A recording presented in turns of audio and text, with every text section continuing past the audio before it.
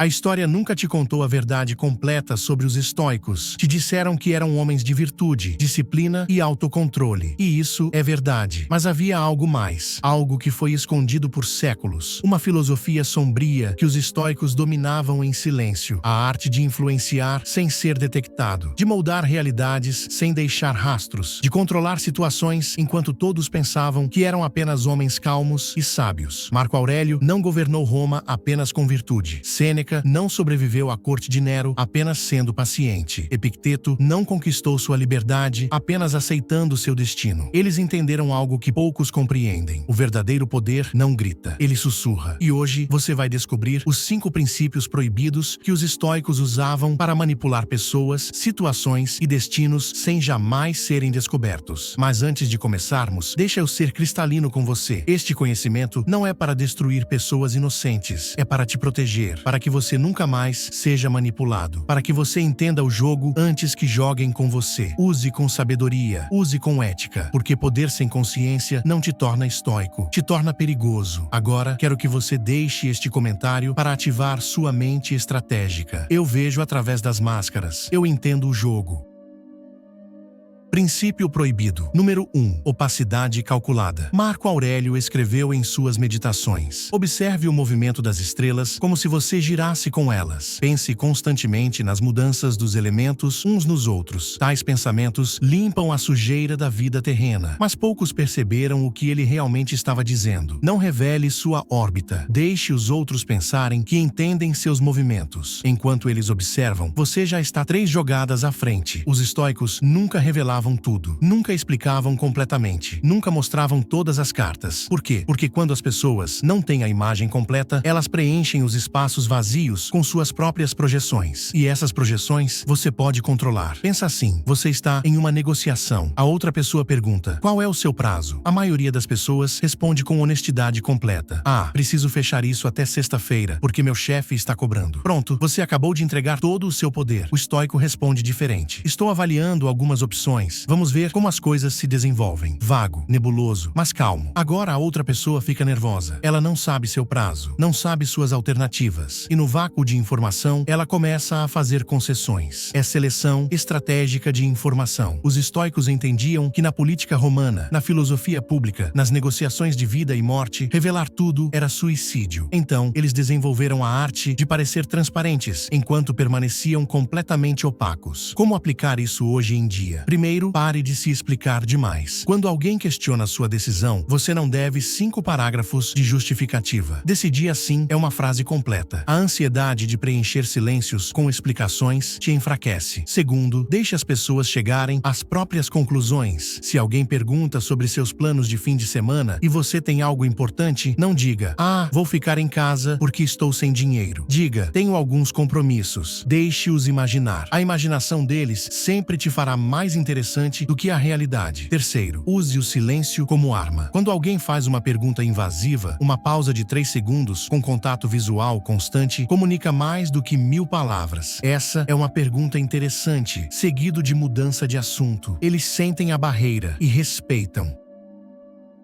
Princípio proibido. Número 2. Persona adaptativa. Sêneca, o homem mais rico de Roma, escreveu tratados sobre pobreza. Epicteto, o escravo que se tornou filósofo, ensinava imperadores. Marco Aurélio, imperador do mundo conhecido, escrevia como se fosse apenas um homem comum. Qual versão deles era real? Todas. E nenhuma. Os estoicos dominavam a arte da persona adaptativa. Não eram camaleões falsos. Eram diamantes com múltiplas facetas. Cada face era genuína. Mas qual faceta mostrar dependia de quem estava olhando. Pensa no Sêneca. Com Nero, o imperador psicopata, ele era o conselheiro paciente. Com os estoicos romanos, era o filósofo rigoroso. Com sua esposa, era o marido carinhoso. Com seus escravos, era o mestre benevolente. Cada versão era verdadeira, mas nenhuma era completa. Por quê? Porque pessoas diferentes precisam de versões diferentes de você para te dar o que você precisa. Teu chefe não precisa saber que você é sensível. Ele precisa ver competência e confiabilidade. Tua parceira não precisa ver tua faceta de de guerreiro no trabalho. Ela precisa ver teu lado vulnerável e presente. Teus amigos não precisam conhecer tua ambição brutal. Eles precisam ver lealdade e diversão. Não é falsidade, é inteligência social. A maioria dos homens comete um erro fatal. Eles acreditam que ser autêntico significa ser idêntico em todos os contextos. Então, eles agem no trabalho como agem com os amigos. Falam com a mãe como falam com uma desconhecida no bar. E se perguntam por que ninguém os entende. Os estoicos sabiam diferente. Autenticidade não é uniformidade, é integridade. Teus valores não mudam, mas tua apresentação se adapta. Como usar persona adaptativa sem perder tua essência? Primeiro, identifica teu núcleo não negociável. Quais são os 3 valores que você nunca trairá? Honestidade, lealdade, coragem. Esse é teu centro imutável. Tudo ao redor pode flexibilizar. Segundo, estuda tua audiência. Antes de qualquer interação importante, pergunta-te: o que essa pessoa valoriza? Como ela processa a informação? O que ela precisa sentir para confiar em mim? Então, ajusta tua comunicação. Se estás falando com alguém analítico, usa dados e lógica. Se é alguém emocional, conta histórias e conecta sentimentos. Se é alguém prático, mostra resultados. Não és falso, és fluente em múltiplas linguagens humanas. Terceiro, nunca reveles todas as tuas personas para uma pessoa. Cada relacionamento deve ver apenas as facetas relevantes. Tua vulnerabilidade total é sagrada. Reserva para pouquíssimos. Exemplo prático. Imagina que você está em uma entrevista de emprego. O entrevistador pergunta sobre teus hobbies. A maioria responde com a verdade completa. Ah, eu jogo videogame, assisto Netflix, saio com os amigos. Esquecível. Comum. O estoico adapta. Ele sabe que o entrevistador busca sinais de disciplina, crescimento, singularidade. Então responde: treino artes marciais pela manhã. Leio filosofia estoica à noite. Estou aprendendo italiano nos finais de semana. Isso é mentira? Não, se for verdade. Mas note que ele selecionou as atividades que comunicam o que o entrevistador valoriza. Ele omitiu Netflix porque não adiciona valor naquele contexto.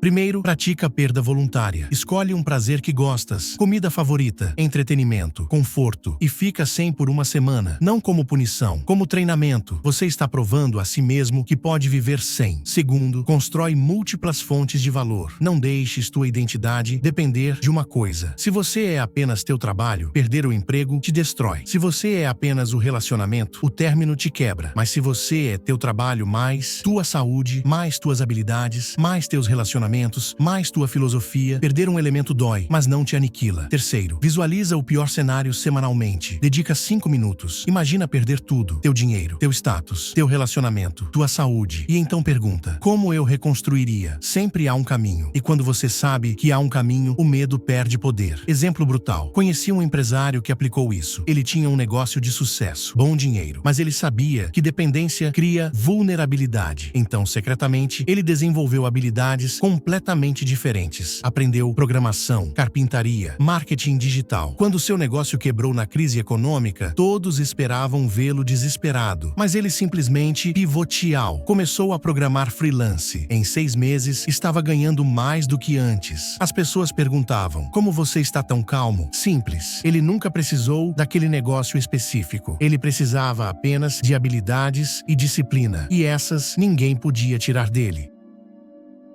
Princípio proibido. Número 4. Alavancagem silenciosa. Marco Aurélio escreveu: a melhor vingança é não ser como teu inimigo. Mas ele viveu diferente. Ele não apenas evitava ser como seus inimigos, ele os usava. Alavancagem silenciosa é a arte de criar poder sem aplicar força direta. É fazer as pessoas quererem te dar o que você precisa. É se posicionar de tal forma que sua ausência cria vácuo. Pensa em Sêneca sob Nero. Nero era instável, perigoso, assassinava por capricho. Como Sêneca sobreviveu anos como conselheiro? Não por adulação, não por medo, por alavancagem silenciosa. Sêneca se tornou indispensável, não de forma óbvia, mas de forma estrutural. Ele gerenciava relações com o Senado. Ele escrevia discursos que faziam Nero parecer inteligente. Ele prevenia crises políticas antes que explodissem. E nunca uma vez ele disse: você precisa de mim. Mas Nero sabia. E enquanto Sêneca fosse mais útil vivo do que morto, ele estava seguro. Como criar alavancagem silenciosa? Primeiro, torna-te indispensável sem anunciar. lugar. No trabalho, se tu és o único que entende um sistema crítico, você tem alavancagem. Mas no momento que você diz, eu sou o único que sabe fazer isso, você se torna uma ameaça a ser substituída. Em vez disso, você silenciosamente garante que esse conhecimento te mantém valioso. Você treina outros apenas o suficiente para que não haja emergência, mas não tanto que te tornes redundante. Segundo, controla recursos que outros precisam. Não necessariamente dinheiro. Informação é alavancagem. Conexões são alavancagem. Habilidades raras são alavancagem. Se você é a ponte entre dois grupos que precisam um do outro, você tem alavancagem. Se você tem informação que resolve problemas críticos, você tem alavancagem. E a chave é nunca abusar dela, porque alavancagem abusada se torna ressentimento. Terceiro, faz as pessoas investirem em você. Quanto mais tempo, energia e recursos alguém investe em você, mais difícil é abandoná-lo. É a psicologia do custo afundado. Funciona contra você quando você investe demais em outras pessoas, mas funciona para você quando você faz outros investirem em ti. Exemplo prático. Teu chefe está decidindo quem promover, você e outro candidato. Mesmas qualificações, mas você aplicou alavancagem silenciosa. Nos últimos meses, você silenciosamente se tornou o ponto de contato para clientes importantes. Você não pediu, apenas naturalmente assumiu. Agora esses clientes te conhecem, confiam em você. Se teu chefe não te promove, ele arrisca perder esses clientes. Você nunca ameaçou, nunca mencionou, mas a alavancagem está lá, silenciosa, mas mais forte do que qualquer argumento verbal. História brutal. Quando conspiradores queriam assassinar Marco Aurélio, eles enfrentaram um problema. Ele havia estruturado o império de tal forma que matá-lo criaria caos imediato. Múltiplas províncias dependiam de suas decisões diretas. O exército era leal pessoalmente a ele. O Senado precisava de sua aprovação para atos críticos. Matá-lo seria fácil, mas gerenciar o colapso depois seria impossível. Então, os conspiradores desistiram. Não porque Marco Aurélio tinha guardas, mas porque ele havia criado alavancagem estrutural. Como aplicar em relacionamentos? Cuidado! Alavancagem em relacionamentos íntimos é perigosa, mas a versão saudável. Você se torna tão valioso, tão raro, tão único na vida dela que ela não consegue imaginar viver sem você. Não por dependência tóxica, mas porque você adiciona tanto valor, tanta alegria, tanto crescimento, que tua presença é insubstituível. Você não aprende, mas ela escolhe ficar, porque sair seria perder algo que não encontrará em outro lugar.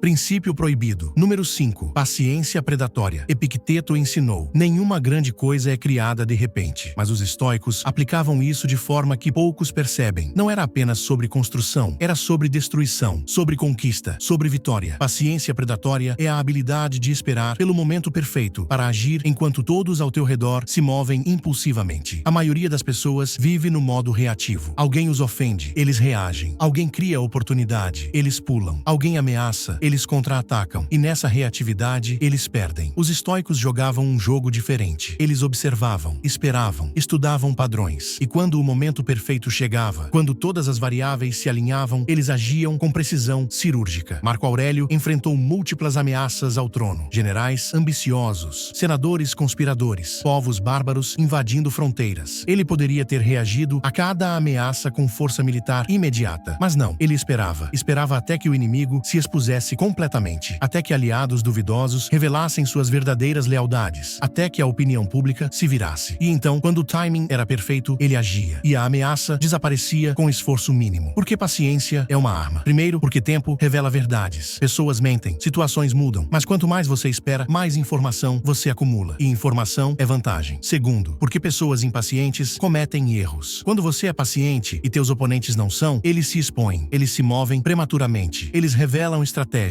e você simplesmente observa e ajusta. Terceiro, porque paciência conserva energia. Cada ação tem custo emocional, mental, físico. Quando você age apenas nos momentos críticos, você maximiza impacto e minimiza desgaste. Como desenvolver paciência predatória? Primeiro, para de reagir instantaneamente. Quando algo te provoca, intencionalmente espera 24 horas antes de responder. Nesse período, a emoção diminui, a clareza aumenta, e frequentemente você descobre que a resposta nem era necessária. Segundo, observa antes de agir. agir. Antes de entrar em qualquer situação, jogo ou conflito, dedica pelo menos uma semana apenas observando quem são os jogadores, quais são os padrões, onde estão as vulnerabilidades. Informação coletada pacientemente vale mais que ação impulsiva. Terceiro, cria linhas vermelhas claras. Paciência não é passividade, é espera estratégica. Define para ti mesmo: eu espero até que X aconteça, então eu ajo com tudo. Isso te dá disciplina para não agir prematuramente, mas garantia de que agirás no momento certo. Exemplo mortal. Conheci um homem cujo sócio o estava roubando. Ele descobriu. A maioria confrontaria imediatamente. Gritaria, quebraria a sociedade em explosão pública. Mas ele aplicou paciência predatória. Começou a documentar silenciosamente cada transação suspeita, cada e-mail, cada conversa. Durante 6 meses, ele acumulou evidências irrefutáveis e nunca mencionou nada. Quando finalmente agiu, ele foi ao advogado. Apresentou um caso hermético. Não havia defesa possível. Ele recuperou tudo que foi roubado, manteve o negócio inteiro e o sócio saiu sem nada. Sem briga, sem drama público. Apenas execução precisa no momento perfeito. Se tivesse agido na emoção inicial, teria sido guerra legal cara e incerta. Mas paciência predatória transformou uma situação caótica em vitória garantida. História estoica, brutal. Quando Traceia Paetus, senador estoico, foi condenado por Nero, ele sabia que a morte vinha. Todos esperavam que ele fugisse ou implorasse. Mas ele aplicou paciência predatória de forma diferente. Ele esperou até que Nero convocasse o Senado para formalizar a execução. E então, no momento exato, Traceia cometeu suicídio. Não em desespero, mas como declaração. Ele negou a Nero o prazer do espetáculo público e transformou sua morte em ato político que envergonhou o imperador. Uma morte, um timing perfeito, um impacto que reverberou por gerações. Nas relações pessoais, digamos que alguém te desrespeitou publicamente. Teu instinto é reagir na hora. Mas isso apenas cria cena. Você parece emocional e frequentemente a pessoa joga a vítima. Paciência predatória faz diferente. Você nota, arquiva mentalmente e espera. Espera até que essa pessoa precise de algo de você, até que ela esteja vulnerável. E então, calmamente, você simplesmente não está disponível. Não por vingança óbvia, mas por circunstâncias. Ela sente o impacto, mas não pode te acusar de nada. E na próxima vez, ela pensa 2 vezes antes de te desrespeitar. Lembra-te, o leão não persegue cada movimento da gazela. Ele espera, observa. E quando o momento é perfeito, um salto, um ataque. Acabou. Você acabou de aprender os 5 princípios proibidos que os estoicos usavam para moldar o mundo, sem deixar impressões digitais. Opacidade calculada. Nunca reveles tudo. Deixa as pessoas imaginarem e controla a imaginação delas. Persona adaptativa. Múltiplas faces, todas verdadeiras, nenhuma completa. Mostra a cada audiência exatamente o que eles precisam ver. Desapego estratégico. Quando você não precisa de nada, ninguém pode te controlar. Constrói tua vida para que tudo seja bem-vindo, mas nada seja necessário. Alavancagem silenciosa. Posiciona-te de tal forma que tua ausência cria problemas, mas nunca anuncies teu poder. Deixa outros descobrirem. Paciência predatória. Espera, observa, acumula informação e quando o momento é perfeito, age com precisão que torna a resistência impossível. Mas lembra-te do que eu disse no início. Este conhecimento vem com responsabilidade. Os estoicos não usavam esses princípios para oprimir os fracos. Eles usavam para sobreviver em um mundo brutal, para proteger aqueles que amavam, para construir impérios que trouxeram ordem ao caos. Use esses princípios para te defender, para construir, para criar valor no mundo, não para destruir pessoas inocentes, porque no fim, poder sem virtude não te torna um estoico. Te torna apenas mais um tirano que a história esquecerá. Agora, o desafio para você. Escolhe um desses princípios, apenas um, e durante os próximos 7 dias, aplica conscientemente em tuas interações. Não em tudo, mas escolhe uma situação, uma pessoa, um contexto e testa. Observa como as dinâmicas mudam, como as pessoas reagem diferente, como você sente mais controle sem precisar forçar nada. E quando sentires o poder desse conhecimento, volta aqui. Deixa um comentário me dizendo qual princípio escolheste e o que aconteceu. Porque esta comunidade não é sobre absorver conteúdo passivamente.